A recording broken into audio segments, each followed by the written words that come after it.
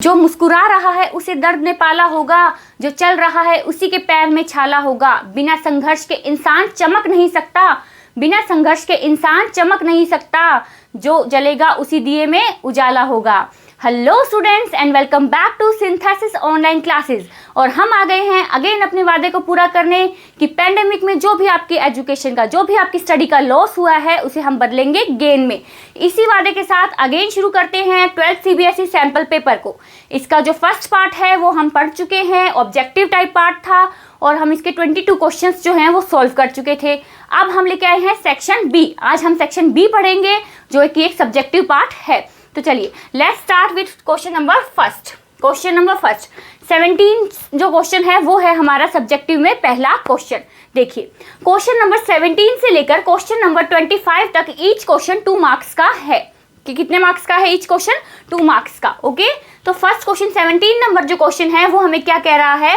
With the help of resonating structures explain the effect of presence of nitro group at ortho position in chlorobenzene. Okay, देखिए chlorobenzene जो होता है हम हमेशा से रीड करते आए हैं कि हमने एक जो है चीज़ हमेशा पढ़ी है, एक लाइन जो है वो हमेशा पढ़ी है कि हैलोजन के जो डेरिवेटिव्स होते हैं वो न्यूक्लियोफिलिक सब्स्टिट्यूशन रिएक्शंस जो हैं वो देते हैं। फिर हमने एक चीज़ ये भी पढ़ी कि हेलो एरीन्स जो होती हैं वो न्यूक्लियोफिलिक सब्स्टिट्यूशन रिएक्शंस नहीं देती हैं। क्यों नहीं देती है भाई? वो इसलिए नहीं देती है भाई क्योंकि यहाँ पर जो है उनके आ जाता है कैटायन। ठीक है, जो क्या होगा प्लस चार्ज आ जाता है। जो इसमें यहाँ पर जो कैटायन बनेगा, यहाँ पर जो प्लस चार्ज कैटायन बनेगा वो होगा फिनाइल कैटायन। अब फिनाइल कैटायन जो हम सबको पता है, फिनाइल कैटायन जी होते हैं अनस्टेबल। तो वो अनस्टेबल है। एक तो इसका कारण ये है कि हमारे पास हेलो एरीन्स जो होती हैं वो नहीं देती हैं न्यूक्लियोफिलिक सब्स्टिट्यूशन रिएक्शन। सेकेंड चीज ये है कि रेजोनेंस के कारण यहाँ पर डबल बॉन्ड करेक्टर आ जाता है, जिसके कारण भी ये जो है कि न्यूक्लियोफिलिक सब्स्टिट्यूशन रिएक्शन जो है वो नहीं देती है। अब हम मूव करते हैं अपने क्वेश्चन की तरफ कि क्वेश्चन में हमें वो चीज क्या कहना चाह रहा है। देखिए क्वेश्चन में इन्होंने हमें बोला है कि आपको क्लोरोबेंजीन लेनी है। मैं यहाँ से शुरू करती हूँ ताकि हमारे पास जो पेज है वो रहे, क्योंकि रिएक्शंस थोड़ी लंबी रहेंगी हमारी, है ना। चलिए, तो यहाँ अगर मैं देखूं कि क्लोरोबेंजीन मुझे दिया इन्होंने, यहाँ पे मैंने क्लोरीन लगा दिया, क्लियर, यहाँ पे क्लोरीन लगा दिया, डबल बॉन्ड आ गया, डबल बॉन्ड आ गया, देन डबल बॉन्ड आ गया। अब इन्होंने बोला है कि ऑर्थो पोजीशन पे आप लगा दीजिए नाइट्रो।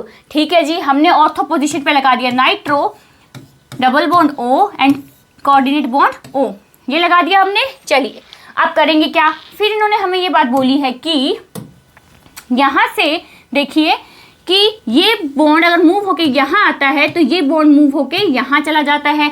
तो सेकंड जो स्ट्रक्चर है वो हमारे पास क्या आएगी? सेकंड जो स्ट्रक्चर है वो हमारे पास आएगी ये।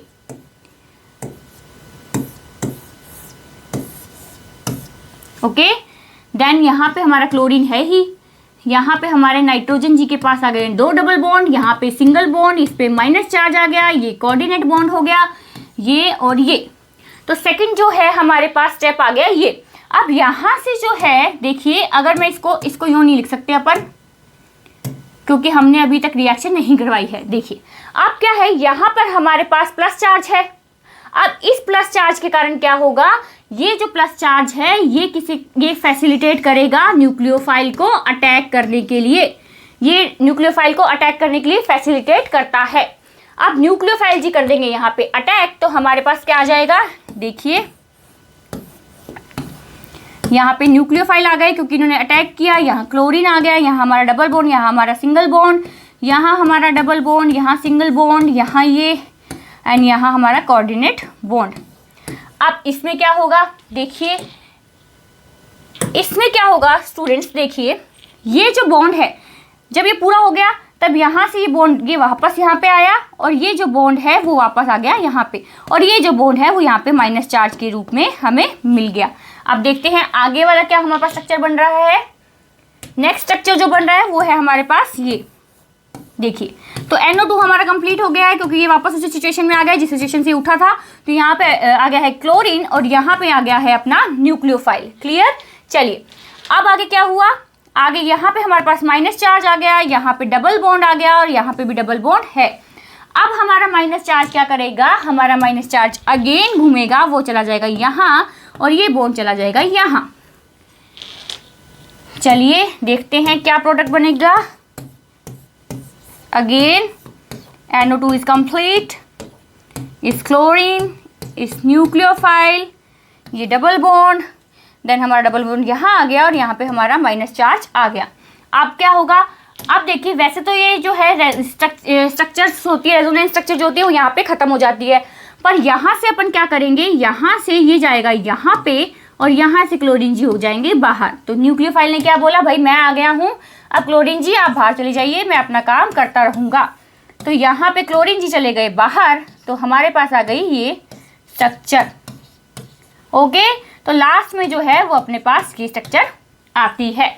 तो क्या बोला था क्वेश्चन में, with the help of resonating structure explain the effect of presence of nitro group. Nitro group के कारण क्या हुआ था, यहाँ से जो बॉन्ड मूव किए थे उसके कारण यहाँ पे जो चार्ज आया था, उस चार्ज ने क्या किया, वो चार्ज फैसिलिटेट कर रहा था न्यूक्लियोफाइल को अटैक करने के लिए, और न्यूक्लियोफाइल ने वहाँ पे अटैक किया और अपना काम कर दिया, क्लोरीन को बाहर निकाल दिया और न्यूक्लियोफाइल खुद उसकी जगह पर जाकर बैठ गया। यहाँ तक थी ये कहानी। अब चलते हैं क्वेश्चन नंबर 17 के पार्ट सेकंड में, जैसे कि और में जो दे रखा है, carry out the following conversation in not more than 2 steps. आपको ये 2 रिएक्शंस करनी है, 2 से ज़्यादा स्टेप में आपको ये रिएक्शन नहीं करनी है। पहला है एनिलीन से क्लोरोबेंजीन बनाना है। क्या करना है, एनिलीन से क्लोरोबेंजीन बनाना है। अब कोई भी ऐसी जो है स्ट्रक्चर अपन ने, कोई भी ऐसी रिएक्शन जो है वो अपन ने नहीं पढ़ी है जिसमें एनिलीन से डायरेक्ट जो है क्लोरोबेंजीन बन जाए। तो क्लोरोबेंजीन एनिलीन से डायरेक्ट तो बन नहीं सकता, तो इससे पहले हम एक स्टेप इसमें बीच में और लेंगे, जैसे कि एनिलीन से हम सबसे पहले बना देंगे बेंजीन डायएजोनियम, बेंजीन डायएजोनियम क्लोराइड बना देंगे, और बेंजीन डायएजोनियम क्लोराइड जो है वो आगे हमारे को दे देगा भाई क्लोरोबेंजीन। Okay done. चलिए अब क्या होगा, एनिलीन जो है उसकी स्ट्रक्चर रहती है हमारे पास ये रहती है एनिलीन की स्ट्रक्चर। अब इससे क्या होगा, ये एनिलीन जो है ये NaNO2 प्लस HCl की प्रेजेंस में क्या है, हमें दे देगा डायएजोनियम क्लोराइड।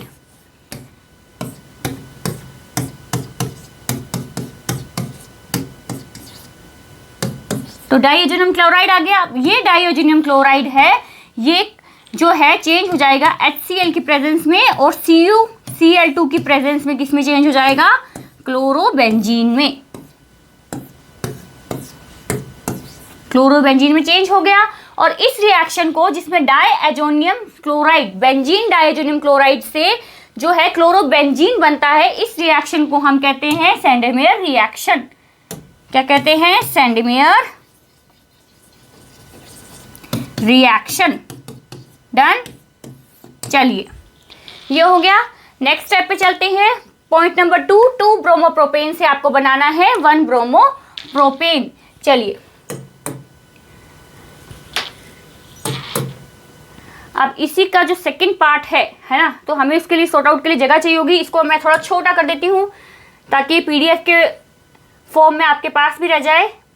और तो इसको अगर मैं थोड़ा सा यहाँ पे छोटा करके लिख दूँ, चलिए इसको थोड़ा छोटा करके लिख देते हैं ताकि आपकी PDF भी आपके पास रहे, और जो नेक्स्ट क्वेश्चन है उसको सॉल्व करने के लिए हमारे पास भी स्पेस जो है वो बच जाए। तो यहाँ पे CuCl2 की प्रेजेंस में और HCl की प्रेजेंस में आपने क्या किया, आपने यहाँ पर क्लोरोबेंजीन जो है वो बना दिया, क्लोरोबेंजीन। ओके चलिए अब देखिए नेक्स्ट हमारे पास क्या आ रहा है कि क्वेश्चन नंबर 2। यहाँ पे ये चीज़ थोड़ी सी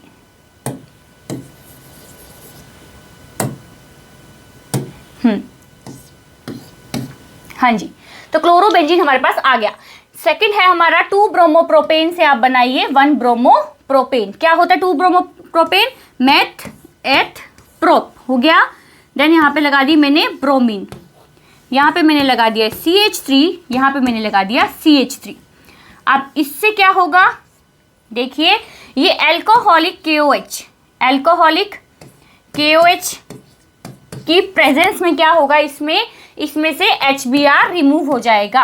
तो क्या होगा, जो जो अपने पास अल्फा कार्बन है आपके पास, उससे जो है ब्रोमीन निकल जाएगा अल्फा कार्बन से, और जो आपके पास बीटा कार्बन है उससे हमारे पास जो है हाइड्रोजन जो रिमूव हो जाएगा, तो HBr इसमें से रिमूव हो जाएगा, तो हमारे पास आ जाएगा CH3CH डबल बॉन्ड CH2।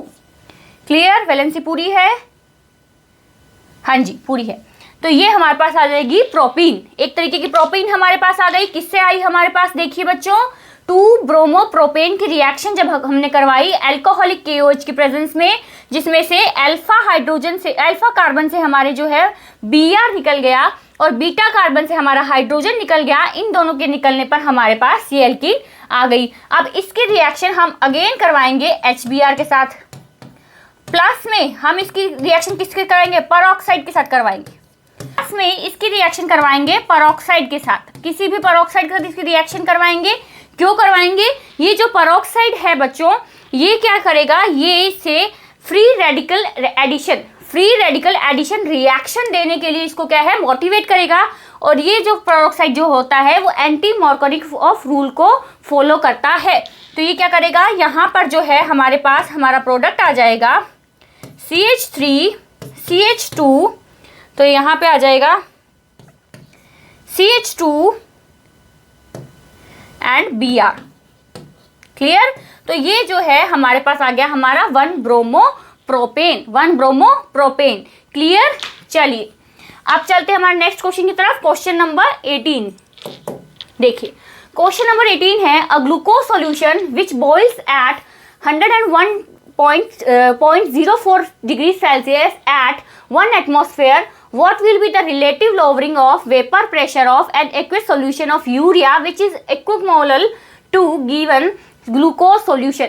क्या होगा इसमें? देखिए, ग्लूकोज के लिए आपको वैल्यू दे रखी है टेम्परेचर की, तो TB बॉइलिंग पॉइंट आपको दे रखा है 101.04 डिग्री सेल्सियस, और T0 जो है वो अपन को पता होता है कितना होता है? 100 डिग्री सेल्सियस। तो यहाँ से अगर मैं डेल TB निकाल लूँ तो क्या होगा? देखिए 101.04 डिग्री सेल्सियस माइनस में 100 डिग्री सेल्सियस, तो मेरा आंसर आएगा 1.04। ओके, तो क्या हो गया? डेल TB क्या हो गया अपने पास? 1.04। आगे इन्होंने क्या दिया है अपन को? KB की वैल्यू भी इन्होंने अपन को दे दी है, तो हमारे पास KB की वैल्यू है 1.52। ओके, ये है हमारे पास KB की वैल्यू। हाँ जी, अब क्या होगा? हमें जो है फॉर्मूला जब हम देखते हैं तो TB बराबर इसके, ये किसके इक्वल मानते हैं हम? KB into molarity. ठीक है, KB इंटू मोलैरिटी हम इसके इक्वल मानते हैं। अब KB की वैल्यू हमें दे रखी है इन्होंने, और TB की वैल्यू भी हमारे पास है, डेल TB की वैल्यू भी हमारे पास है, तो हम इससे मोलैरिटी जो है वो फाइंड कर सकते हैं। देखिए, तो हो जाएगा डेल TB अपॉन में KB is equal to molarity. Okay, then आगे क्या हुआ? देखिए, अगर मैं इसे ऐसे कर दूं तो इधर इस तरफ करके देखते हैं अपन कि डेल TB की वैल्यू मेरे पास कितनी है? 1.04। KB की वैल्यू मुझे कितनी दे रखी है? 0.52। तो पॉइंट से अगर पॉइंट काट देंगे तो ये आ जाएगा 2 पे, तो मोलैरिटी इनके पास कितनी आ गई? 2। तो कुल मिला के इन्होंने क्या बोला है कि जो हमें दे रखा है ग्लूकोज, उसकी मोलैरिटी जो है वो इक्वल है यूरिया के, गिवन यूरिया के इक्वल है, यानी कि यूरिया की मोलैरिटी भी कितनी हो गई? 2। अब हम इसका अगर यूरिया का निकालेंगे मोल फ्रैक्शन निकालने के लिए क्या करेंगे? जो जिस चीज़ का मोल फ्रैक्शन निकाल रहे हैं वो अपॉन में टोटल मोल फ्रैक्शन। तो ठीक है, यूरिया का 2 आ गया मोलैरिटी।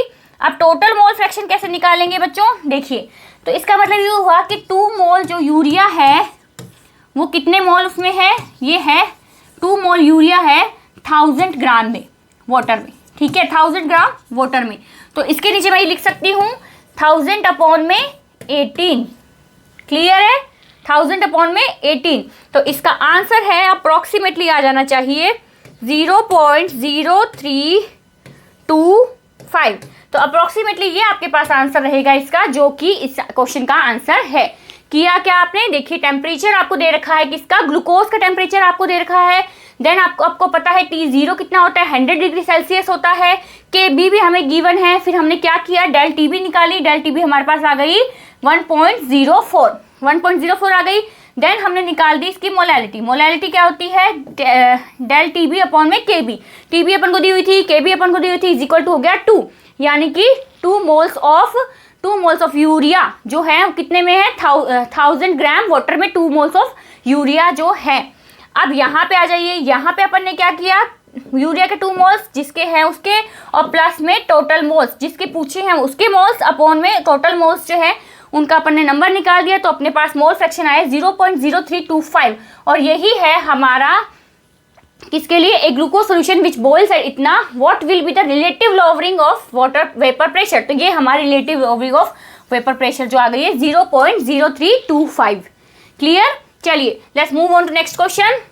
ये using crystal field theory write the electronic configuration of ion in the following complex ion also predict its magnetic behaviour. देखिए Fe है, H2O है, ओके, यहाँ पे 6 दे रखा है, यहाँ पे 2 दे रखा है। हमको सबको पता है Fe का कितना होता है एटॉमिक नंबर 26, ओके। अब यहाँ पे Fe का आ जाएगा +2 आएगा। अगर मैं यहाँ पे इसका इलेक्ट्रॉनिक कॉन्फ़िगरेशन लिखूँ तो मेरे पास रहेगा ऑर्गन, देन 18, देन मेरे पास रहेगा 3d6 4s2। अब इन्होंने बोला है 4s2 है, तो ये तो भाई सब मूव हो गए, चले गए। अब हमारे पास बच गए 3d6, then 4s, then 4p, okay, ये हमारे पास बच गए। अब हम जब इसका इन्होंने क्या बोला है अपन को, using crystal field theory write the electronic configuration. Electronic configuration upon CFT को ध्यान रखते हुए जब करते हैं तो अपन D के 3 जो है और जस्ट नीचे बनाते हैं और 2 जो है ऊपर बनाते हैं। क्लियर। तो ये हो जाता है T2G और ये हो जाता है हमारे पास EG। ठीक है। चलिए अब हमारे पास 6 इलेक्ट्रॉन है, 1 2 3 हो गया। देन हमारे पास कितने, अब मैं क्या करूं, मैं ऊपर जाऊं या नीचे, पेयरिंग करूं या नहीं करूं। अब क्या है कि हमारे पास है H2O। H2O जो है वो एक वीक लिगैंड है। H2O क्या है, H2O एक वीक लिगैंड है। और जब वीक लिगैंड जो है वो होता है हमारे कॉम्प्लेक्स में, जो वीक लिगैंड होता है तब क्या होता है, पेयरिंग नहीं होती है। तो सबसे पहले ये ऊपर जाएगा 1 2 3 4 एंड 5, ओके, देन 6। तो ये होगा। अब अगर आप चाहे तो आप इसको यूं लिख के आ सकते हो, जब आप चाहते हैं कि प्रेजेंटेशन आपकी अच्छी रहे तो आप इसको यूं भी लिख के आ सकते हो। बट अगर आपको उसको शॉर्ट फॉर्म में लिखना है तो आप इसको ऐसे भी लिख सकते हो, 2 4 एंड EG2। 4 किसके लिए, Fe+2। तो ऐसे भी आप इसको लिख सकते हैं, ओके। चलिए नेक्स्ट क्वेश्चन देखें। राइट द IUPAC नेम, यहीं पे लिख देते हैं इसको। तो right the IUPAC name of the coordination complex. एक कोऑर्डिनेशन कॉम्प्लेक्स आपको दे रखा है, इसका IUPAC नेम जो है वो आपको लिखना है। तो क्या रहेगा इसका IUPAC नेम, क्लोरिडो। देन देखिए ये एक अपने पास कॉम्प्लेक्स लिगेंड है। कॉम्प्लेक्स लिगेंड के लिए क्या लगाते हैं, बेस ट्राई, है ना। तो यहाँ पे मैं लगा दूंगी बेस, क्योंकि यहाँ पे 2 है, इथाइलिन डाइएमीन मैं यहाँ लिख रही हूँ, आप एक साथ लिखिएगा, एमीन। देन हो गया कोबाल्ट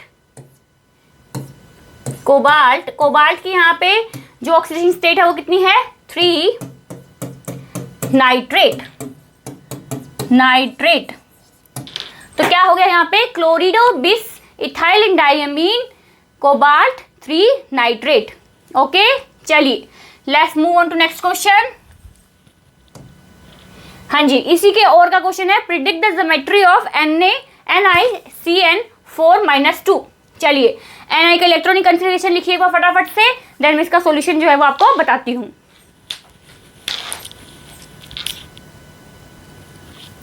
चलिए Na जो होता है कितने नंबर पे आता है अपने पास, अपन को दे रखा है ये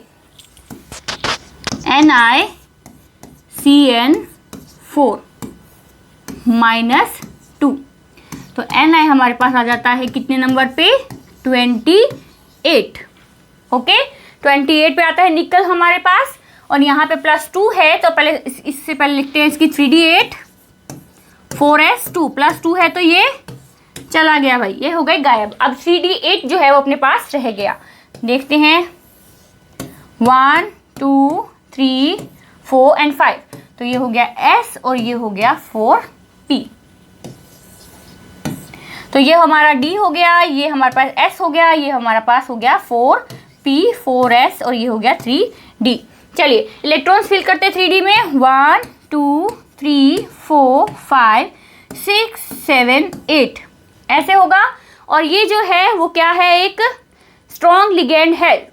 जो CN है वो एक स्ट्रॉन्ग लिगेंड है, तो पेयरिंग जो है वो होगी। इससे पहले वाले में अपन क्या था, पेयरिंग नहीं हुई थी क्योंकि वो वीक लिगेंड था। अब पेयरिंग होगी तो फिर देखिए ये यहाँ से हट जाएगा, बिकॉज पेयरिंग हो रही है तो ये पेयरिंग हो जाएगी यहाँ पर। हो गया।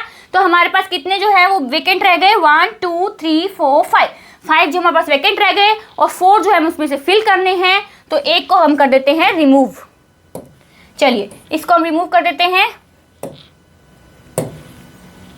ये हो गए हमारे पास। ठीक है, तो ये तो हो गए हमारे जो फुलफिल्ड थे, और ये जो हो गए जो हमारे हाफ फिल्ड हैं। तो क्या हो गया, DsP2। तो कौन सा हाइब्रिडाइजेशन हो गया बच्चों, DsP2। कौन सा हाइब्रिडाइजेशन हो गया, DsP2। और हमें पता है DsP2 के लिए क्या रहती है हमारे पास, स्क्वायर प्लेनर ज्योमेट्री रहती है। क्या ज्योमेट्री रहती है, स्क्वायर प्लेनर। तो क्या ज्योमेट्री रहेगी इसकी, स्क्वायर प्लेनर। क्लियर। चलिए move on to next question. इस क्वेश्चन को हम यहीं पे सॉल्व कर लेते हैं। स्क्वायर प्लेनर जो है इसको हम वहाँ लिख देते हैं। ओके चलिए, ताकि हमको नेक्स्ट स्लाइड में ना जाना पड़े, इसकी डुप्लीकेट स्लाइड ना लेनी पड़े। चलिए, तो स्क्वायर प्लेनर जो ज्योमेट्री है वो क्या रहती है, स्क्वायर प्लेनर। डन। चलिए अब चलते हैं नेक्स्ट क्वेश्चन में। Calculate the spin only magnetic momentum of, किसका करना है, Cu NH3 4+2। हाँ जी, कॉपर कितने नंबर पे आता है, 29 नंबर पे। कितने इसके पास इलेक्ट्रॉन होंगे, +2 है तो इसके पास अनपेयर्ड इलेक्ट्रॉन है सिर्फ 1। तो हमारे पास जो फॉर्मूला रहता है only spin only magnetic momentum का, वो रहता है N+1। ये रहता है,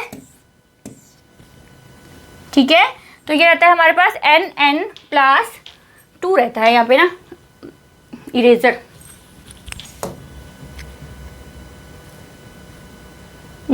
इरेजर, हाँ जी, हाँ यहाँ पे हमारे पास रहेगा 2। 1 सेकेंड। हाँ जी, तो यहाँ पे जो है वो हमारा फॉर्मूला रहता है N+2। ओके, तो अब देखिए N की वैल्यू हमारे पास 1 है, तो 1+2 हो जाएगा 3। तो √3 जो है ये हमारा आ जाएगा आंसर। तो इसका आंसर अगर हमने स्पिन ओनली मैग्नेटिक मोमेंटम लिखना, और √3 की वैल्यू कितनी होती है, 1.723। तो ये इसकी हो गई मेन वैल्यू।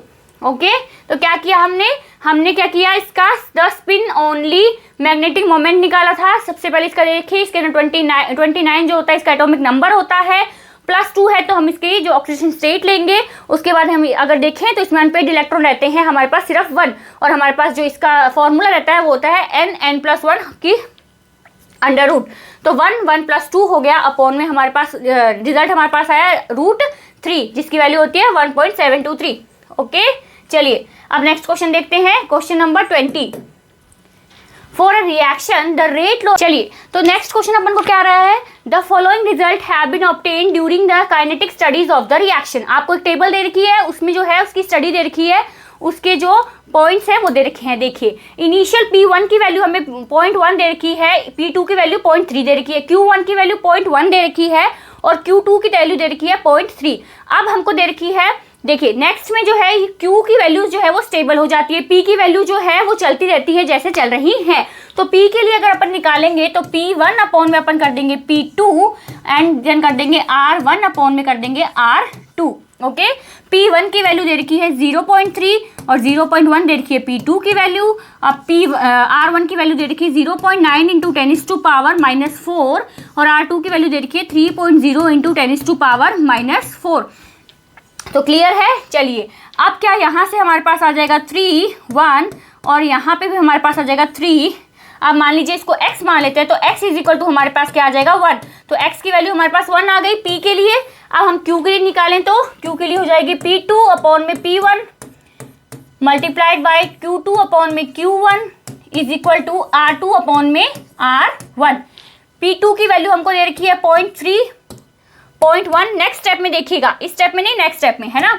तो हो जाएगा P Q2 की 0.3, Q1 की 0.1, R2 की 9.0 इंटू 10⁻⁻⁴ एंड 1 की वैल्यू दे रखी है इस वाले स्टेप में। देखिए नेक्स्ट स्टेप में नहीं देखना है आपको, इस वाले स्टेप में देखना है 3.0 इंटू 10⁻⁴ हो गया।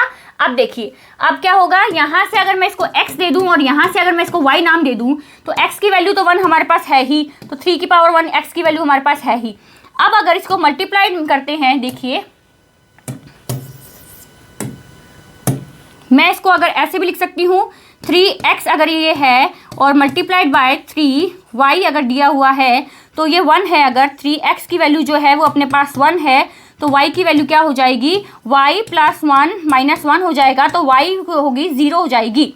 तो अगर y की वैल्यू 0 है दैट मीन्स q जो है वो एग्जिस्ट ही नहीं कर रहा है। तो रेट लो जो है वो सिर्फ y के संदर्भ में आएगा, जो सिर्फ y को रेफरेंस देगा। तो यहाँ पर जो है इसका p आ जाएगा 1 जो, और ये हो गया हमारा रेट लो, जिसमें जो है हम Q को ऐड ही नहीं करेंगे क्योंकि Q के लिए जो है वैल्यू 0 हो गई, और 0 वैल्यू होने के बाद जो है उसको काउंट नहीं किया जाता। चलिए let's move on to next question.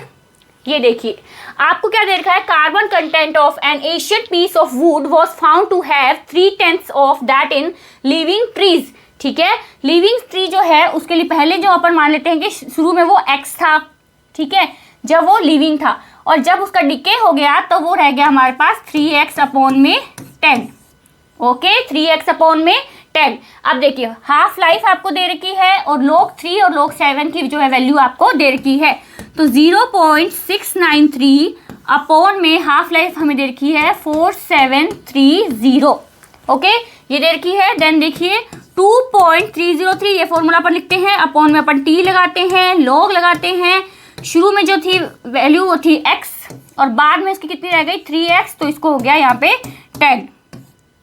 ठीक है, तो ये हो गया हमारा जो है एक पूरी जो, देखो अब इसकी जो वो बनती है इक्वेशन बनती है वो ये बनती है। अब इस इक्वेशन को सॉल्व कीजिए, अगर आप ऐसे सॉल्व नहीं कर पा रहे तो इन चीज़ों को तो आप सॉल्व कर लेंगे। क्लियर, दिक्कत आप लोगों को किस में आएगी, दिक्कत आएगी आपको इसमें। तो इसमें आप ऐसे कर सकते हैं, log 10 में से आप माइनस कितना कर देंगे, log 3।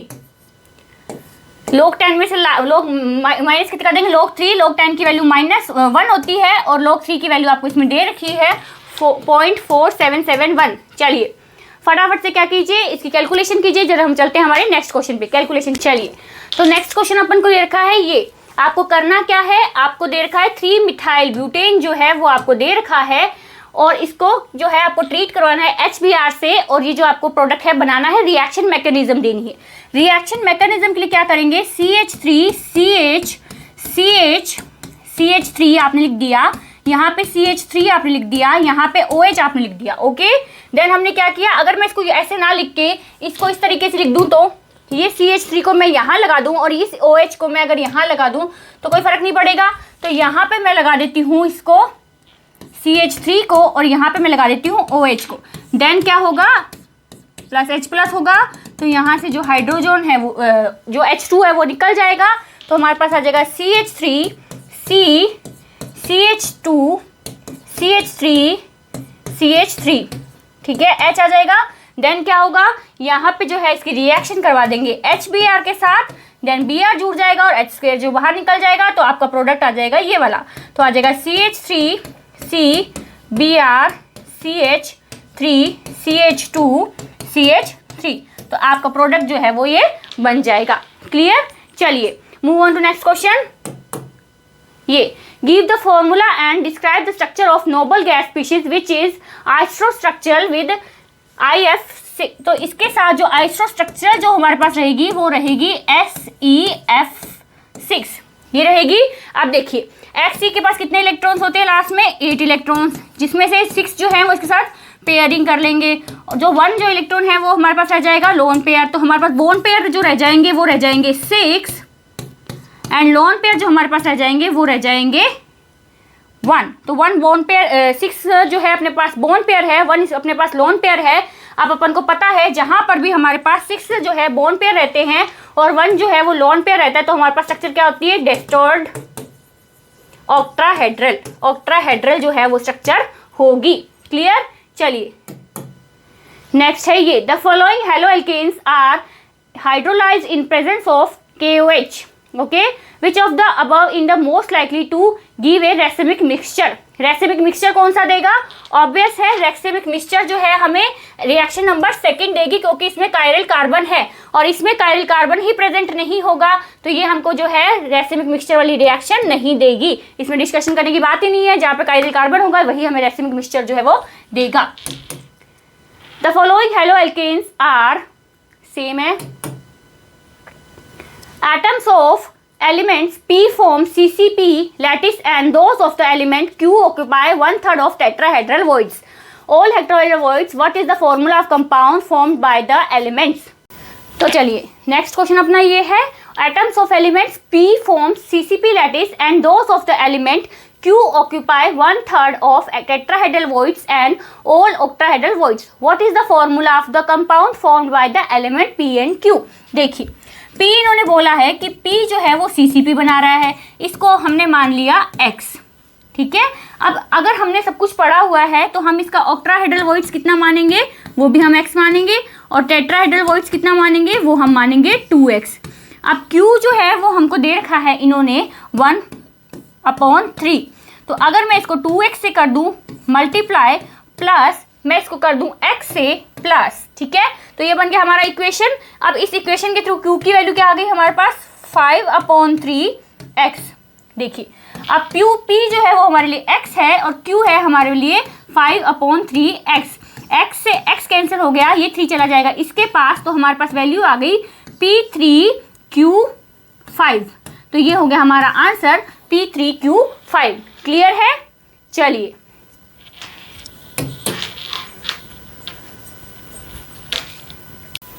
तो चलिए बच्चों, अपना सेक्शन नंबर C है, क्वेश्चन नंबर 26 से लेकर 30 तक। ये है शॉर्ट आंसर टाइप क्वेश्चन और ईच क्वेश्चन आपका 3 मार्क्स का जो वो है। अब 26 नंबर क्वेश्चन है, इसमें आपको 3 पार्ट दे रखे हैं, दैट मीन्स हर क्वेश्चन जो है इसमें 1 मार्क का आपके पास है। क्वेश्चन नंबर 1 भी 1 मार्क का है, क्वेश्चन नंबर 2 में, क्वेश्चन नंबर 3 भी, तो टोटल मिला के 26 मार्क्स का जो 26 नंबर क्वेश्चन है वो 3 मार्क्स का अपना हो गया। देखिए इसमें फर्स्ट नंबर क्वेश्चन में क्या रखा है, अब ये बहुत ही कह लेंगे थियोरटिकल जो है क्वेश्चन है, तो मैं इसको आपको जो है वर्बली समझा दूंगी, और ना ही इनमें कुछ ज़्यादा लिखना भी नहीं होता, क्योंकि 1 मार्क का है, तो ऐसा कुछ नहीं है कि आपको पूरा चैप्टर ही उसमें उतार के आना, नहीं, अपना पॉइंट टू पॉइंट आंसर लिखिए। 1 मार्क का क्वेश्चन है तो 2 या 3 लाइन्स में आपका क्वेश्चन जो है वो कंप्लीट हो जाना चाहिए। क्वेश्चन है transition elements act as catalyst. Transition elements जो होते हैं वो कैटलिस्ट की तरह कार्य करते हैं। क्यों करते हैं?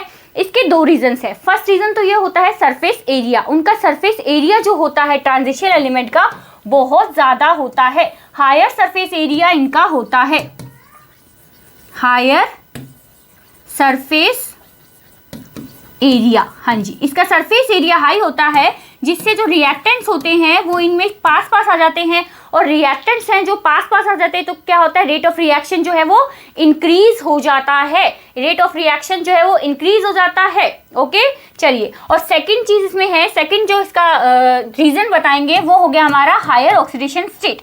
हायर ऑक्सीडेशन स्टेट तो क्या होता है, ट्रांजिशन एलिमेंट्स जो होते हैं वो हायर ऑक्सीडेशन स्टेट जो है वो शो करते हैं, जिससे कि वो एक अगर रिएक्टेंट होता है उससे रिएक्ट करने के बाद इंटरमीडिएट बना देते हैं, देन उस इंटरमीडिएट से रिएक्ट करने के बाद ये क्या करते हैं, जो है प्रोडक्ट बना देते हैं, और जो कैटलिस्ट होता है उसे बाहर निकाल देते हैं, उसे रिमूव कर देते हैं।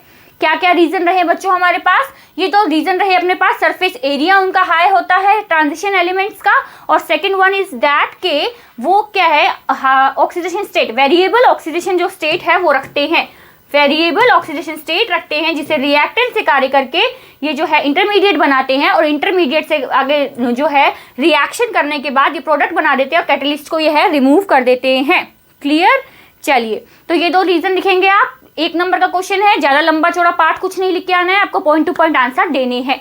तो सेकंड क्वेश्चन है, it is difficult to obtain oxidation state greater than 2 for copper. Copper से 2 से ज़्यादा जो ऑक्सीडेशन स्टेट है वो दर्शाना मुश्किल है। देखिए वैसे तो डी ब्लॉक के लिए कोई भी हार्ड एंड फास्ट रूल्स नहीं होते हैं, डी ब्लॉक के लिए कोई हार्ड एंड फास्ट रूल नहीं होता, तो हमें वो अप्रॉक्सीमेटली उनकी क्रैमिंग ही करनी पड़ती है। तो ये क्या है, अगर इसका कारण आपसे पूछा जाए तो आप पॉइंट टू पॉइंट आंसर लिख के आएंगे कि थर्ड आईपी जो होती है वो कॉपर के लिए ज़्यादा होती है, दैट्स वाई ये +2 ही ऑक्सीडेशन स्टेट दिखाते हैं, इससे ज़्यादा ऑक्सीडेशन स्टेट ये नहीं दिखाते हैं। तो इसका क्या रीज़न हो जाएगा, इसका रीजन हो जाएगा third IP of copper is very high, okay. चलिए, तो थर्ड नंबर क्वेश्चन देखिए, एक कंपाउंड देखा है Cr2O7-2 is a strong oxidising agent in acidic medium whereas WO3 and MO3 are not. अब देखिए होता क्या है, जब हम डी ब्लॉक में ऊपर से नीचे जाएंगे तो हायर ऑक्सीडेशन जो स्टेट रहती है, हायर ऑक्सीडेशन स्टेट जो रहती है वो क्या होती है, स्टेबल होती जाती हैं, वो स्टेबल होती जाती हैं। अब देखिए इसकी भी अगर ऑक्सीडेशन स्टेट देखें तो 6 है, और इसमें इसकी ऑक्सीडेशन स्टेट भी 6 है, और इसकी ऑक्सीडेशन स्टेट भी 6 है, तीनों में 6 है, पर ये जो है ये ऑक्सीडेशन स्टेट 6 से जो है 2 में जाना चाहते हैं, ठीक है। और ये जो है ये स्टेबल है, ये स्टेबल क्यों है, क्योंकि डी ब्लॉक में जब हम अप से डाउन आते हैं तो हायर ऑक्सीडेशन स्टेट जो होती है वो स्टेबल होती जाती है। तो इसका रीज़न क्या है कि हम बोलेंगे कि डी ब्लॉक में ऊपर से नीचे आने पर हायर ऑक्सीडेशन स्टेट जो है वो स्टेबल होती जाती है, दैट्स वाई ये एक स्ट्रॉन्ग ऑक्सीडाइजिंग एजेंट है। एसिडिक मीडियम में क्या करता है, ये अपने से कम वाले ऑक्सीडेशन स्टेट की तरफ जाना चाहता है, और ये जो है वो स्टेबल ऑक्सीडेशन स्टेट दिखाते हैं। इनकी +6 दोनों की स्टेबल है, और उसकी जो +6 है वो स्टेबल नहीं है, तो दैट्स वाई ये जो है एसिडिक है और ये जो है वो नहीं है। क्लियर। चलिए, तो ये है हमारा क्वेश्चन नंबर 26 से क्वेश्चन नंबर 30 तक की पूरी जो अपन मान लेंगे कि आज अपन ने जो है पार्ट सेक्शन सी जो है वो अपन ने 26 नंबर क्वेश्चन तक जो है कंप्लीट कर लिया है। Section A objective type 22 questions कर चुके हैं, सेक्शन बी में सब्जेक्टिव क्वेश्चंस कर चुके हैं, सेक्शन सी जो है वो अपन शुरू कर सके। नेक्स्ट अपना जो क्लास रहेगी उसमें अपन क्या करेंगे, 27 से 33 तक जो क्वेश्चंस हैं वो सॉल्व कर देंगे। अब देखिए क्या है कि चाहूँ तो मैं आपको अभी भी करवा सकती हूँ वो क्वेश्चंस इसके अंदर भी, पर ये लेक्चर है वो पहले ही बहुत बड़ा हो चुका है, तो और थोड़ा ये होता है कि अगर थोड़ा थोड़ा करके मैं आप लोगों को समझाऊंगी तो वो चीज़ जो है वो ज़्यादा आपके माइंड में जो है स्टोर होगी। चलिए, तो नेक्स्ट क्लास में अपन इसके आगे के क्वेश्चंस जो है वो कंटिन्यू करेंगे बच्चों। तब तक के लिए बने रहिए हमारे साथ आपके अपने चैनल पर Synthesis online classes. Bye bye.